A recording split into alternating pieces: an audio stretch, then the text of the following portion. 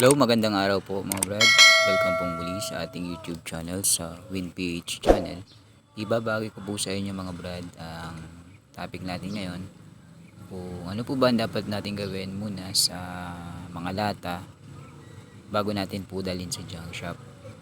At panoorin nyo po itong channel na to, itong video na to, para sa ganun ay magka-idea po muna kayo.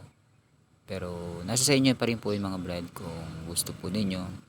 I-share ko lamang po yung aking tips para mapataas po natin yung presyo ng ating mga lata na nakakalakal.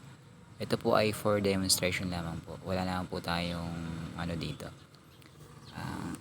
Yan, tatanggalin nyo lang po yung label, yung kulay, ano na yan, yung papel na yan. Nabibili po kasi ng junk shop sa Waze. Nakukuha po ito sa mga lata, tulad ng mga sardinas, 555. Depende po sa lata. Wag lamang po siyang basa o oily, dapat yung tuyo para valid po pagdating sa junk shop. Yan. Tapos yung lata na yan, di ganyan na po yung itsura kasi natanggal na po yung label.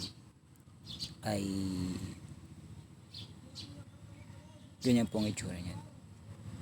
Yan po yung label. So nabibili po yan dito sa amin ay piso ang kilo. Pero depende po kasi yan sa junk shop na pagdadalaan po ninyo. Tapos kung ma-separate nyo na po yung label, kasi kung lata lang po kasi yung dadalhin nyo mga brad, kulang po kayo.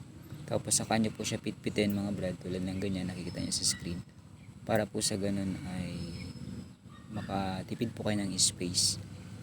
I hope ay may natutunan po kayo. Bali dalawa po yung makukuha nyo pong kalakal dito, yung lata at saka yung label. Sana po ay may natutunan po kayo mga brad sa ating YouTube channel, sa WinPH channel. Please do subscribe and watch this lagi para sa ganun ay mabalik-balikan nyo po yung mga bahagi. Maraming salamat po mga brad.